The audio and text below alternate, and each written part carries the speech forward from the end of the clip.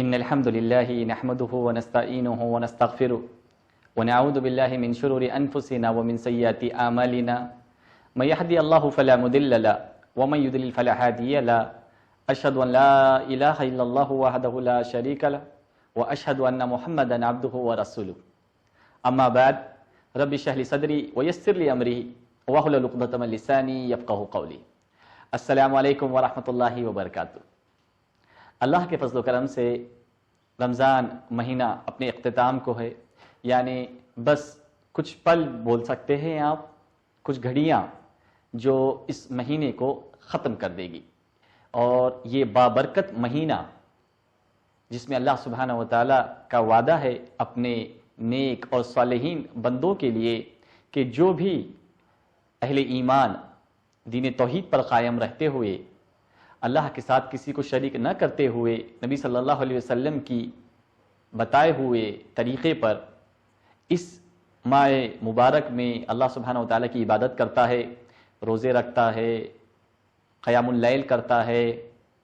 اور دعائیں کرتا ہے قرآن مجید پڑھنے کے ساتھ ساتھ، تو اللہ سبحانہ و تعالیٰ نے اللہ کے رسول صلی اللہ علیہ وسلم کے ذریعے اور اپنے کلام مجید کے ذریعے ہم کو یہ بتایا ہے کہ اللہ سبحانہ تعالیٰ کا مقصد یہ ہے کہ اپنے بندوں کو آخرت کے دن ایسا اجر دے جس سے اس کے کیے ہوئے گناہ اللہ اس کو معاف کر دے، اور آخرت کے دن جو وہ پریشان حال رہنے کے بجائے اللہ سبحانہ تعالیٰ اس کو خوش کرنا چاہتے ہیں، اس کو غموں سے نجات دلانا چاہتے ہیں، اور اسی کے ذریعے اللہ تعالیٰ نے کیا فرمایا کہ جو بھی اس ماہ مبارک میں روزے رکھے گا اللہ رب العالمین کو خوش کرنے کے لیے اور قیام اللیل ایمان اور احتساب کے ساتھ نمازیں پڑھے گا، دعائیں کرے گا، تو اللہ سبحانہ و تعالیٰ اس کا بدلہ یہ دیں گے کہ اس کو جنت میں آسانی سے داخلہ مل جائے گا، جہاں اکثریت انسانوں کی پریشان حال ہوگی کہ کیا پیش کیا جائے جس کی وجہ سے اس کو نیکیاں مل جائے، لیکن اس کے ساتھ یہ نہیں ہوگا۔ اب آخری کی چند ایام میں دین اسلام نے خاص طور پر اللہ کے رسول صلی اللہ علیہ وسلم نے ہمیں کچھ ہدایت دی ہے جسے کرنا ہمارے اوپر فرض ہے، اور یہ ضروری احکام میں سے ہے، اور اس میں سے ایک بہترین چیز جو ہمارے لیے ایک اللہ سبحانہ و تعالیٰ کی طرف سے رمضان مہینے کی آخری دنوں کی ایک نعمت ہم اس کو سمجھ سکتے ہیں، اور وہ ہے فطرہ ادا کرنا۔ آئیے سب سے پہلے میں فطرے کے بارے میں کچھ آپ کو بتا دوں۔ یہ اللہ کے رسول صلی اللہ علیہ وسلم نے فرمایا ہے کہ جو بھی مسلمان، چاہے وہ بچہ ہو یا بڑا ہو، مرد ہو یا عورت ہو، غلام ہو یا آزاد ہو، ان سب کے لیے ایک سعی فطرہ دینا، غریبوں کو، مسکینوں کو، محتاجے کو، جو لوگ محتاج ہوتے ہیں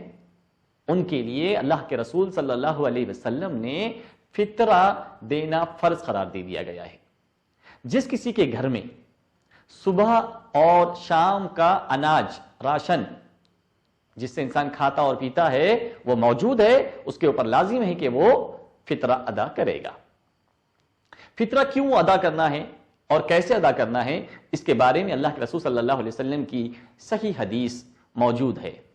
ابن عباس رضی اللہ تعالیٰ عنہ فرماتے ہیں کہ اللہ کے رسول صلی اللہ علیہ وسلم نے ہمیں یہ فرمایا ہے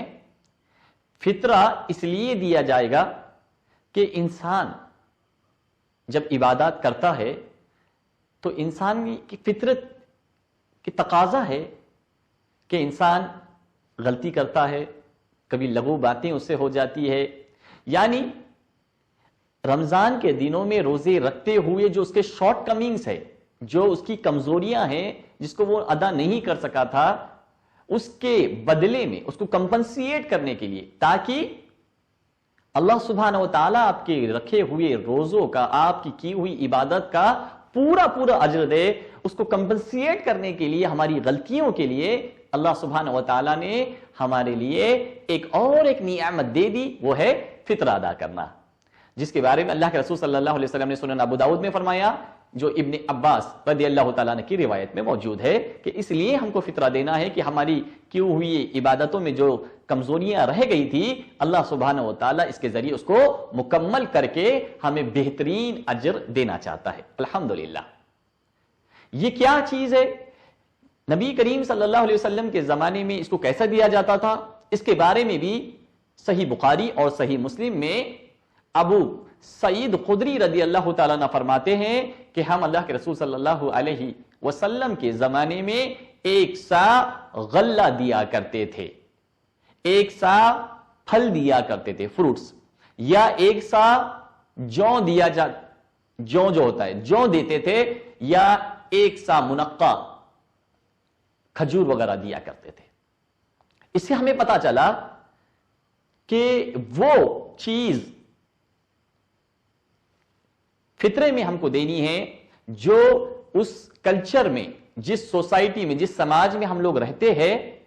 وہاں کا جو اناج اور وہاں کا جو کھانا ہے ڈیلی جو لوگ کھاتے ہیں، اس میں سے ہم 1 سا ان غریب اور محتاج لوگوں کو دیں گے. وہ چیزیں جو منشن کی گئی ہے وہ وہاں کے لیے اپلیکیبل ہوتی ہے، اور ہر ایک سماج کے لیے اپنا ایک کھانا ہے، ایک کلچر ہے.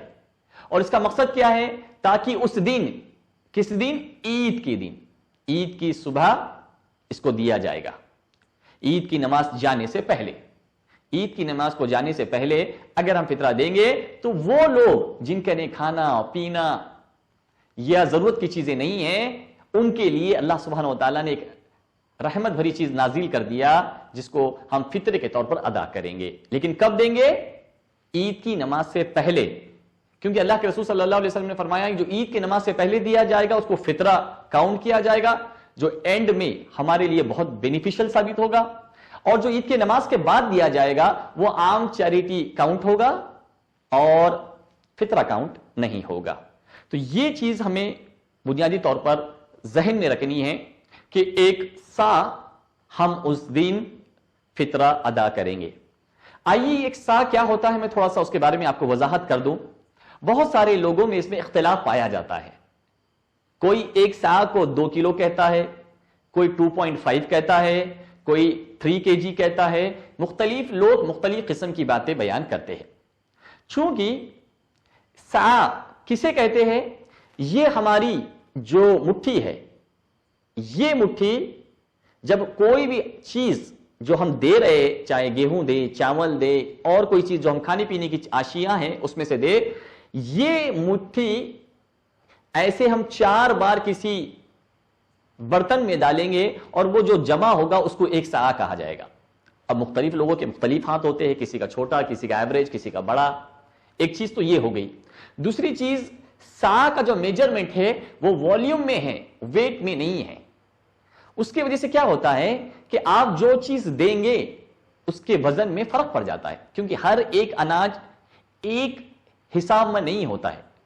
ایک اناج کی والیوم کم ہوگا، وہی دوسرے اس کا 2.5 کلو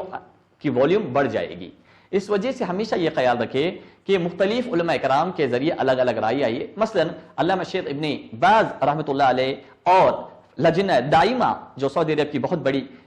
مفتیوں کی، علماء کرام کی، اسکالرز کی کمیٹی ہے، ان کے مطابق جو ہے وہ تقریباً 3 کلو 1 سا ہوتا ہے. اس کو انہوں نے اپنے فتاوی میں نقل کیا ہے، والیوم نمبر 9 اور فتاوی نمبر 371 کے اندر.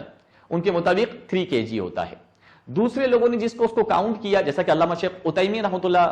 اور دوسرے جو لوگ ہیں، انہوں نے کہا کہ وہ 2100 یعنی 2100 کلو اس کو انہوں نے 2100 گرامز کو کاؤنٹ کیا ہے. کسی نے 2 کلو، 2.5 کلو. لیکن چونکہ یہ بہت بڑی چیز ہے جو ہماری عبادتوں میں حسن خوبی لا رہی ہے، ہماری غلطیوں کو معاف کروا رہی ہے، تو ہمارا یہ ماننا ہے کہ جو فتاوی لجنہ دائمہ کا فتویٰ ہے وہ بہت بیلنس فتویٰ ہے، اس میں کوئی شبہ، کوئی ڈاؤٹ باقی نہیں رہتا. وہ ہے کہ آدمی جب بھی فطرہ ادا کرے تو ہر ایک بندہ یا بندی کی طرف سے 3 کلو کو کاؤنٹ کرے. مثلا کسی کے گھر میں 5 لوگ ہیں، شوہر اور بیوی اور 3 بچے. تو اگر 5 لوگ ہیں تو آپ کو 5 into 3 kg جو ہو جائے گا 15 kg. 15 کلو اس کو اپنے گھر کے بیاہ پر ادا کرنا پڑے گا. یاد رکھیں یہ پورے گھر کی طرف سے 3 کلو نہیں ہے، بلکہ ہر ممبر کی طرف سے ہم کو 3 کلو اناج غریبوں کو، محتاجوں کو اور مسکینوں کو ان کو ہم کو دینا چاہیے. اور یہ کیش کے ضمن میں نہیں دیا جا سکتا. بہت سارے لوگوں میں یہ غلط فہمی ہے، وہ کاؤنٹ کرتے ہیں چاول کا، گیہوں کا یا اور کسی چیز کا، اس کا کاؤنٹ کر دیکھتے ہیں کہ ویلیو کتنی ہو رہی ہے اور وہ چاہتے ہیں کہ ہم غریبوں کو کیش دے دیں، اور وہ یہ سمجھتے ہیں کہ آج ان کو کیش کی ضرورت ہے اور وہ کیش دے دیتے ہیں. یہ کیش دینا اللہ کے رسول صلی اللہ علیہ وسلم کی سنت نہیں ہے، بلکہ نبی کریم صلی اللہ علیہ وسلم کے زمانے میں اس وقت کے وہاں کے جو کرنسی تھی وہ اویلیبل تھی، لیکن کسی سے بھی یہ ثابت نہیں ہے کہ آپ نے فطرانہ کے بجائے، فطرے کے بجائے کیش دیا ہو. لہذا ہمیشہ یاد رکھیں کہ اصل ہدایت، اصل طریقہ وہ ہے اللہ کے رسول صلی اللہ علیہ وسلم اور صحابہ اکرام رضوان اللہ تعالی اجمعین کا. اگر اللہ کے رسول صلی اللہ علیہ وسلم نے کیش نہیں دیا تو ہم بھی اس عمل سے بچیں گے اور ہم وہ عمل کریں گے جس کو اللہ کے رسول صلی اللہ علیہ وسلم نے کیا. اس لیے کہ اللہ سبحانہ وتعالی نے قرآن مجید میں فرمایا جو کوئی اللہ اور اس کے رسول صلی اللہ علیہ وسلم کی اطاعت کرے گا، ان کے طریقے پہ چلے گا، اللہ تعالیٰ ان کو آخرت میں کامیاب کر دیں گے، یعنی جنت میں داخلہ دے دیں گے. تو ہمیشہ یاد رکھے کہ سنت کو سٹک کریں، نبی صلی اللہ علیہ وسلم کے طریقے پہ ہی عمل کرے، اسی میں ہمارے لیے خیر، عافیت اور برکت بھی ہے. اسی کو ہم نیکی، اللہ سبحانہ وتعالیٰ اسی کو نیکی بھی کاؤنٹ کرتے ہیں اور یہی چیز آخرت میں ہمارے لیے فائدے مند ثابت ہوگی. اور اگر ہم نے فطرہ